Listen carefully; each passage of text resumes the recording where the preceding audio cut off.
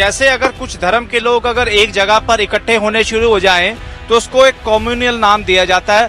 उसकी आड़ में जो मोर्चे का जो असल मोटिव है उसको फेल करने की कोशिश की जाती है। इस चीज को उनको भली भांति एहसास था कि आवाज यहाँ से उठेगी और कैसे दबाना उनके दिमाग में प्लान था। ये उस जमाने में जब ये संविधान बनाया गया था लोग झूठ बोलने से डरते थे और आज हमारा पंत प्रधान 100 में से 99 झूठ बोलता है। हमें पकड़ना पड़ता है वो कहाँ सच बोल रहा है। मोदी जी तो कह रहे हैं कि उनकी सरकार की नीयत जो है गंगा जल जैसी जो पवित्र है, जो नीयत सरकार की, और ये ऑर्डिनेंस भी उसी की तरह पवित्र है।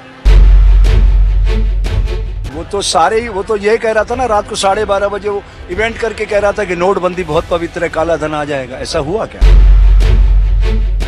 वो कह रहे हैं स्वामी रामदेव जी जो किसान जो हैं इनको मूर्ख बनाया जा रहा है, किसानों को जो है ये कानून समझ में नहीं आ रहा है, उनको भ्रमित किया जा रहा है।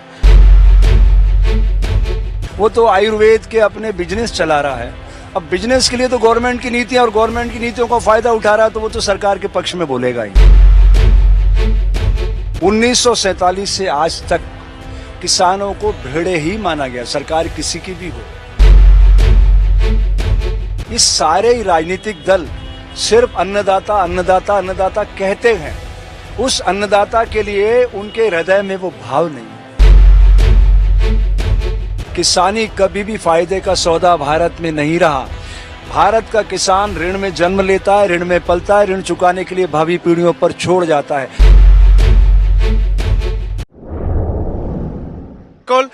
स्वामी हर्षानंद जी जुड़े ने। हर्षानंद जी, यूनिटी में डाइवर्सिटी दिखती है।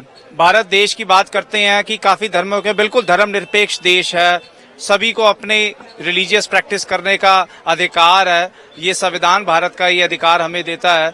और क्या लगता है कि पर जैसे अगर कुछ धर्म के लोग अगर एक जगह पर इकट्ठे होने शुरू हो जाएं तो उसको एक कम्युनल नाम दिया जाता है। उसकी आड़ में जो मोर्चे का जो असल मोटिव है उसको फेल करने की कोशिश की जाती है। क्या बात? दरअसल देखिए, इस मसले को हमें गंभीरता से समझना होगा।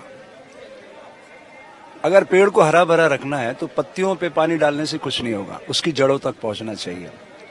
इस सरकार को ये भली भांति एहसास था कि ये आवाज हरियाणा से, पंजाब से जरूर उठेगी, क्योंकि बल्क में यहाँ गेहूं और चावल पैदा होता है और वो अडानी को खरीदना है, एक्सपोर्ट करना है उसको। उसका तो सीधा सा लॉजिक बिजनेस का है उनका। इस चीज को उनको भली भांति एहसास था कि आवाज यहाँ से उठेगी और कैसे दबाना उनके दिमाग में प्लान था। ये मैं आपसे कह रहा हूं, आज पवित्र दिन है, संविधान निर्माता ड्राफ्टिंग कमेटी के हेड के आज निर्माण का दिवस है। उस संविधान को ठीक से पढ़ने की जरूरत है। उस जमाने में जब ये संविधान बनाया गया था लोग झूठ बोलने से डरते थे और आज हमारा पंत प्रधान 100 में से 99 झूठ बोलता है। हमें पकड़ना पड़ता है वो कहाँ सच बोल रहा है। ये सारा वोट का ध्रुवीकरण था। 303 सीटें उसके पास थी, राज्यसभा में उनका बहुमत नहीं था, उसके बावजूद जैसे आपने कहा ऑर्डिनेंस लाया गया। आप समझिए, जब तक लोग उसको गहराई से नहीं समझेंगे समस्या नहीं सुलझेगी। मोदी जी तो कह रहे हैं कि उनकी सरकार की नीयत जो है गंगा जल जैसी जो पवित्र है, जो नीयत सरकार की, और ये ऑर्डिनेंस भी उसी की तरह पवित्र है। वो तो ये कह रहा था ना, रात को 12:30 बजे वो इवेंट करके कह रहा था कि नोटबंदी बहुत पवित्र है, काला धन आ जाएगा। ऐसा हुआ क्या? एक स्वामी जी से मैं, स्वामी जी आप भी स्वामी हैं और एक स्वामी जो है रामदेव जी हैं, उन्होंने बयान दिया है। वो कह रहे हैं स्वामी रामदेव जी जो किसान जो हैं इनको मूर्ख बनाया जा रहा है, किसानों को जो है ये कानून समझ में नहीं आ रहा है, उनको भ्रमित किया जा रहा है। आप कोई स्वामी रामदेव जी को जवाब देंगे? नहीं, वो पहली बात तो इतना बड़ा आदमी नहीं कि उसके बारे में बात करूं। हाँ, अगर योग के बारे में वो कुछ कहता तो मैं कहता, मैं योग विषय का विद्यार्थी हूं। वो तो आयुर्वेद के अपने बिजनेस चला रहा है। अब बिजनेस के लिए तो गवर्नमेंट की नीतियां और गवर्नमेंट की नीतियों का फायदा उठा रहा है तो वो तो सरकार के पक्ष में बोलेगा ही। उससे मैं कोई बहुत अपेक्षा नहीं करता कि वो किसानों के हित में बोलेगा। लेकिन मैं इससे आगे बढ़ के आपको अतीत में लेके चलूंगा।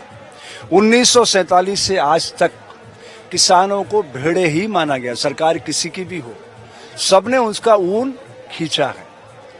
आज तक किसी ने भी इस दिशा में नहीं सोचा कि हमने मिनिमम सपोर्ट प्राइस लागू किया तो कितने परसेंट लोगों को मिला? 6% लोगों को। 94% लोग तो अप्रोच कर पाए कि मिनिमम सपोर्ट प्राइस होता क्या है।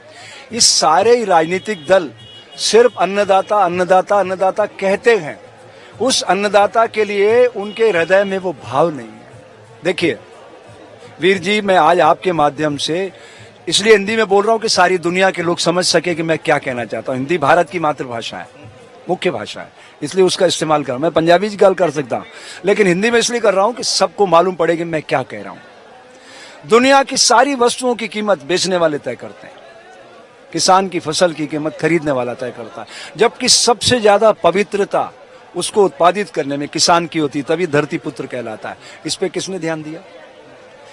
किसान, जितने भी इस देश के किसान हैं, जितने आप लोग अच्छे, अगर आप लोग किसान पृष्ठभूमि से आते हैं तो आपके जीवन में चेंजेस कहीं ना कहीं और आय के स्रोत खोले हैं आपने।